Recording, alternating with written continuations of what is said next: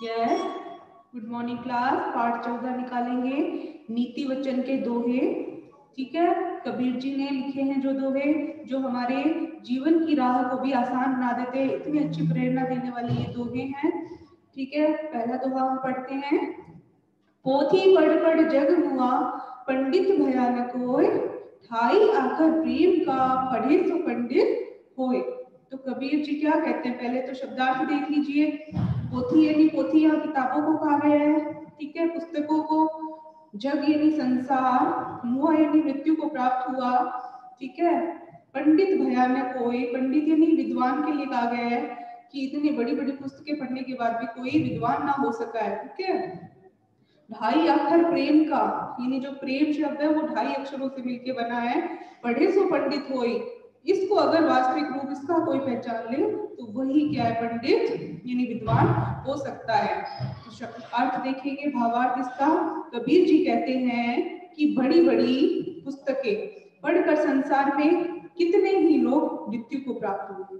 ठीक है, मृत्यु तक, उसके द्वार तक पहुंच गए हैं, पर सभी विद्वान ना हो सके। ठीक है, कबीर जी मानते हैं कि यदि कोई प्रेम या प्यार के जो ढाई अक्षर के शब्दों से मिलके बना है, यानी उसके केवल ढाई अक्षर ही यदि वो अच्छी तरह से पढ़ ले कोई व्यक्ति, मनुष्य है, यानी प्यार का वास्तविक रूप अगर पहचान ले, तो वही क्या है, सच्चा ज्ञानी हो सकता है। और वही सच्चा ज्ञानी ही होगा, यानी जो प्रेम को अपना ले, है ना, वास्तविकता को पहचान ले, वही क्या है, ज्ञानी हो सकता है, ना कि केवल बड़ी बड़ी पुस्तकों का ज्ञान प्राप्त करके। ठीक है, सेकंड दोहा। प्रेम न बाड़ी उपजे, प्रेम न हाट विकान, जो घट प्रेम न संचरे, सो घट जान मसान। ठीक है, इसमें शब्दार्थ देखेंगे। बाड़ी कहा गया है बगीचे को, उपवन को, और हाट कहा गया है, हाट क्या होता है, बाजार को कहा है। शब्दार्थ है हाट यानी बाजार, और विकान, विकान का अर्थ है बेचना। विकान का अर्थ क्या है, बेचना।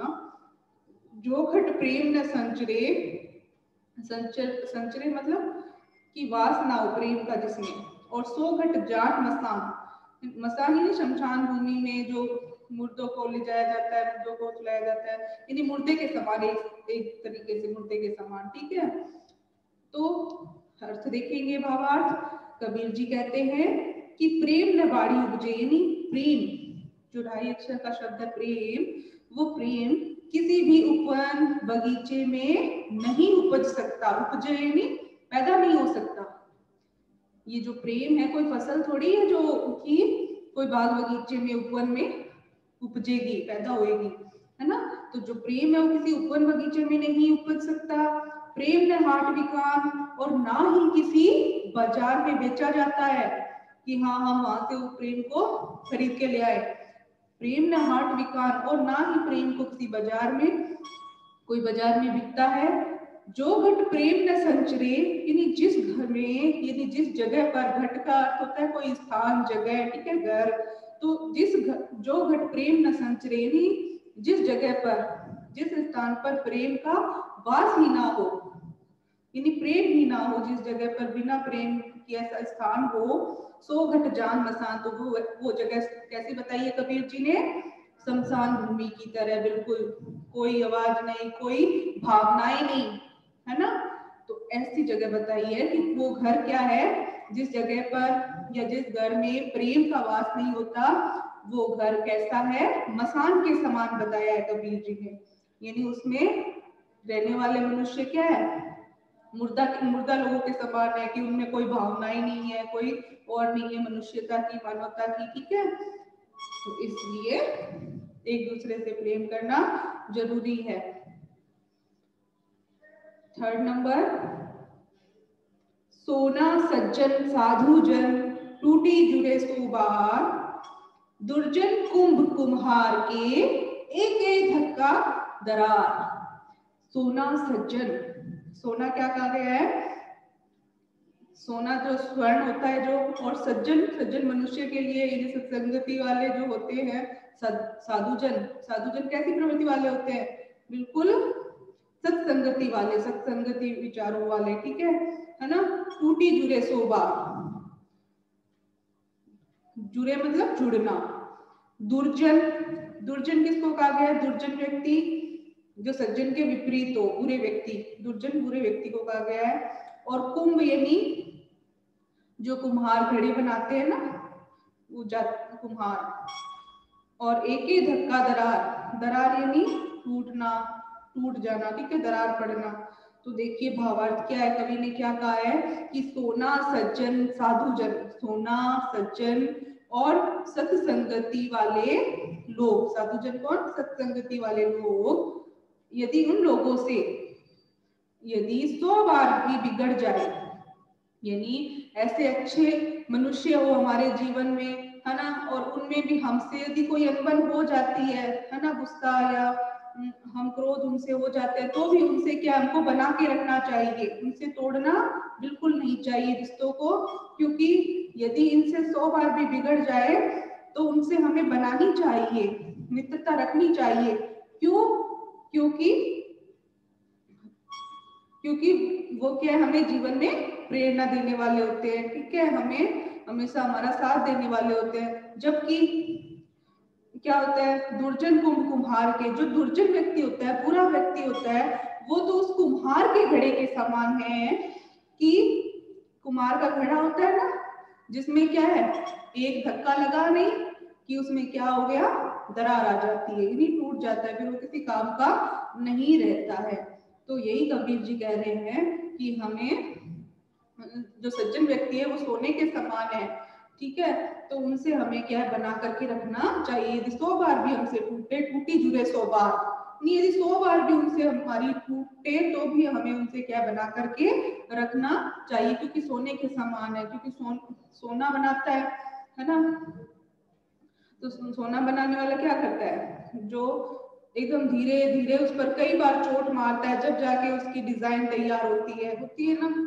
तो उसी तरह, और जबकि दुर्जन व्यक्ति उस कुम्हार के घड़े के समान है कि एक धक्का, यानी एक चोट उस पर पड़ी नहीं कि उसमें दरार आ जाएगी, यानी उससे कुछ नहीं बनने वाला। फिर नंबर 4, जहां दया तह धर्म है, जहां लोभ तह पाप, जहां क्रोध तह काल है, जहां क्षमा तह आप। ठीक है, दया आपको पता है, दया शब्द अर्थ करुणा, ठीक है, और लोभ का अर्थ होता है लालच, क्रोध, क्रोध का अर्थ होता है गुस्सा, और क्षमा, क्षमा का अर्थ होता है क्षमा करना, क्षमा करना सबसे बड़ा धर्म होता है, ठीक है। तो क्षमा करने से ही क्या है, मनुष्य का बढ़त्व, उसका पता चलता है, बढ़त्व का, ठीक है, बड़ेपन का पता चलता है। तो अब भावार्थ देखेंगे कि जहां दया तह धर्म है, जहां कबीर जी कह रहे हैं कि जहां दया है, करुणा है किसी के प्रति, है ना, तो वही क्या है, धर्म है। और जहां लोभ है, जहां भी मनुष्य के मन में लोभ आ जाता है, लालच आ जाता है ना, तो अपने आप वहां क्या होने लगता है, वहां पाप है, ठीक है। कबीर जी ने यही बताया है कि अगर मन में दया की भावना रखोगे, करुणा रखोगे, तो वहां आपके वो वही धर्म होता है सच्चे अर्थ में। लेकिन यदि लोभ है मन में, मनुष्य के लालच है, तो वहां पाप अपने आप बढ़ने लगता है। जहां क्रोध तह काल है, और क्रोध, क्रोध को क्या है, काल के समान बताया है कबीर जी ने, क्योंकि यदि क्रोध करेंगे, गुस्सा करेंगे, तो काम क्या होगा, बिगड़ेगा। हमेशा क्रोध में, उत्तेजना में मनुष्य अपना काम बिगाड़ ही लेता है, ठीक है। तो जहाँ क्रोध है तह काल है, यानी क्रोध है वहां क्या है, काल बताया है, मृत्यु बताया है, काल का अर्थ मृत्यु होता है। और जहाँ क्षमा है तह आप, और जहाँ क्षमा है वही आप हो, यानी स्वयं ईश्वर। ईश्वर किस जगह आते हैं, जहाँ क्षमा करने की भावना हो मन में, है ना, किसी को भी, किसी की गलती को माफ करना, क्षमा करना सबसे बड़ा बताया है कबीर जी ने, कि यदि जहाँ क्षमा है वहां आप हो, यानी स्वयं ईश्वर है, ठीक है। नंबर 5 नंबर दोहा, 10 द्वारे का पिंजरा, तामे पंछी मोर, रहबे को अचरज नहीं, गए अचंबा कोर। देखो पिंजरा, पिंजरा क्या होता है? ये मनुष्य का जो शरीर बना हुआ है, इसमें कबीर जी ने 10 पिंजरे बताए। पिंजरा मतलब द्वार बताए हैं, पिंजरा मतलब द्वार। पंछी, पंछी किसको बताया है? आत्मा, पंछी का अर्थ है आत्मा। तामे, तामे यानी जिसमें, रहबे को अचरज नहीं, अचरज यानी आश्चर्य, ठीक है। गए अचंबा मोन, अचंबा कौन, ठीक है। तो अब भावार्थ देखिए कि कबीर जी कह रहे हैं कि शरीर, जो मनुष्य का शरीर है उसकी रचना हुई है, तो वो शरीर क्या है? 10 द्वार का है, ठीक है। 10 द्वार का पिंजरा। तो 10 द्वार का पिंजरा किसको बताया है? पिंजरा यानी शरीर। ये जो शरीर है वो 10 द्वार का है, जिसमें आत्मा मौन है, जिसमें क्या है? आत्मा को चुप बताया है, जिसमें कि आत्मा कैद है, ठीक है। शरीर में आत्मा है। और रहबे को अचरज नहीं, यानी रहबे मतलब रहती है, अचरज नहीं यानी जब तक ये आत्मा हमारे शरीर में है तब तक किसी को कोई आश्चर्य नहीं है, ठीक है। मनुष्य अपना सब काम करता है, सोचता है, समझता है और मेहनत भी करता है, ठीक है। यानी जब तक ये आत्मा उससे सब कुछ करवाती है, और आत्मा जब तक उसके शरीर में है तब तक रहबे को अचरज नहीं, यानी तब तक तो किसी को कोई आश्चर्य नहीं है, ठीक है, आत्मा के रहने तक शरीर में। लेकिन देखो, लेकिन क्या गया? गए अचंभा कौन। और जैसे ही वो आत्मा शरीर से निकल जाती है, यानी मृत्यु हो जाती है व्यक्ति की, प्राण निकल जाते हैं, आत्मा शरीर से निकल जाती है, ठीक है, तब आश्चर्य किस बात का है? कबीर जी कहते हैं तब लोग क्यों आश्चर्य करते हैं कि ये आत्मा निकल के, जो पंछी था वो निकल के कहाँ चला गया, तब लोगों को आश्चर्य होता है। यानी पहले क्यों नहीं आश्चर्य होता? जब तक ये 10 द्वार का जो शरीर बना हुआ है, 10 द्वार कैसे होते हैं? जैसे शरीर के हिस्से, आंख, नाक, मुंह, कान, इस तरह से, ठीक है। इस तरह से कुल कितने हैं? 10 द्वार बताए हैं शरीर के कबीर जी ने, कि जब तक ये, और इसमें एक आत्मा है, ठीक है, आत्मा मौन है और आत्मा सब कुछ काम भी करवाती रहती है। लेकिन जैसे ही वह अंदर है तब तक तो कोई आश्चर्य नहीं करता, ठीक है। और जैसे ही वो आत्मा निकल जाती है मनुष्य के शरीर से, तब आश्चर्य किस बात का है? कबीर जी ने यही कहा है, ठीक है। नेक्स्ट देखिए, मन के मते न चलिए, मन के मते अनेक, जो मन पर असवार है, सो साधु कोई एक, ठीक है। मते यानी अनुसार, मन के मते न चलिए यानी मन के अनुसार नहीं चलना चाहिए। कबीर जी यही कह रहे हैं, क्योंकि मन क्या है? लालची होता है, उसमें पाने की बहुत सारी इच्छाएं होती है ना, लालसाएं बढ़ती जाती है। यानी एक चीज मिली, एक वस्तु मिली उसे जीवन में, तो उसे दूसरी पाने की इच्छा होती है, दूसरी मिली सफलता तो उसे तीसरी पाने की इच्छा होती है। ऐसे उसकी आकांक्षाएं, इच्छाएं, लालच, ये लालसाएं मन में बढ़ती जाती है। तो मन के मते न चलिए, मन के मते अनेक। कबीर जी कहते हैं कि व्यक्ति को, मनुष्य को मन के अनुसार नहीं चलना चाहिए, क्योंकि मन की इच्छाएं अनेक हैं। मन को कभी भी संतोष नहीं मिलता, है ना, संतोष उसको कभी भी नहीं मिलता है, उसकी लालसाएं बढ़ती ही जाती है। जो मन पर ऐतबार है, सो साधु कोई एक, यानी जिस व्यक्ति ने, कबीर जी कह रहे हैं कि जिस व्यक्ति ने अपने मन पर काबू पा लिया, नियंत्रण कर लिया, यानी मन के ऊपर असवार, असवार यानी सवार नहीं होना, जो अपने मन के ऊपर सवार नहीं होगा, जो व्यक्ति, यानी मन उसका कंट्रोल में होगा, नियंत्रण में होगा, तो वही क्या है? ऐसा तो कोई एक साधु पुरुष ही हो सकता है। साधु कहा गया है सज्जन व्यक्ति को, ऐसा तो कोई एक सज्जन ही हो सकता है। सो साधु कोई एक, यानी जिसने मन पर नियंत्रण कर लिया हो, जो अपने मन के ऊपर सवार नहीं हो, ऐसा तो कोई साधु सज्जन पुरुष ही एक हो सकता है। ओके, नेक्स्ट है, काबा फिरी काशी भया, राम ही भया रही, मोट चून मैदा भया, बैठी कबीरा जीम, जीम मतलब खाना, ठीक है, महाराणी में कहते हैं ना जीमो, जीम मतलब खाना, ठीक है।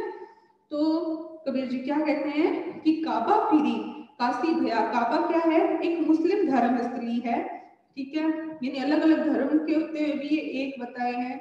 एक ईश्वरवाद का उन्होंने वर्णन किया है, एक ईश्वर में भी विश्वास रखते थे कबीर जी। तो इस दोहे में उन्होंने ये बताया है कि जब मनुष्य मतलब खाने में एक ही चीज खा रहा है ना, वही खाना खाता है, वैसे ही उसकी भगवान ने रचना भी की है, तो फिर उसे घमंड किस बात का।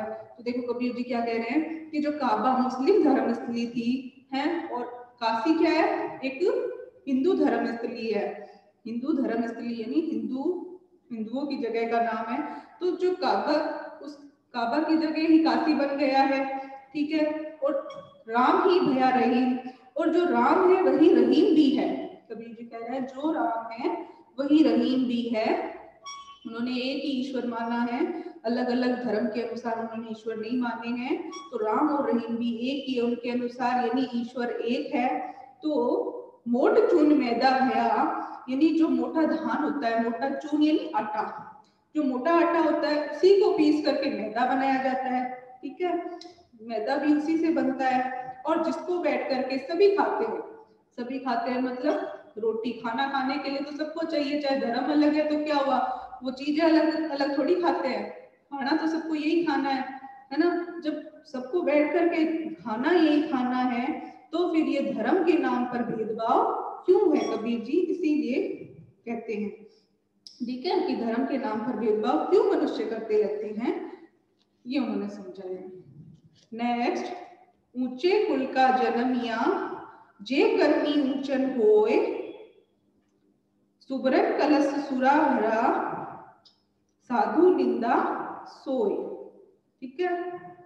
ये देखिए कि कबीर जी क्या कह रहे हैं, ये सबसे अच्छा दोहा है अपने जीवन में उतारने के लिए, कि व्यक्ति में घमंड को दूर कर देता है। ये वाला अगर दोहा आप पढ़ लो तो, और बच्चा मेहनत करने लग जाएगा यदि इसे जीवन में उतार लो आप तो, ठीक है। यानी ऊंचे कुल का जन्म, या कुल क्या होता है, कुल यानी वंश, ठीक है। और करनी, करनी क्या होता है, अपने अपने कर्म जो बन करते हैं अच्छे बुरे। सुबरन कलश सुरा मरा, सुरा होता है शराब को कहा गया है, सुरा शराब। साधु निंदा सोए, निंदा होता है अर्थ बुरा, ठीक है, बुराई।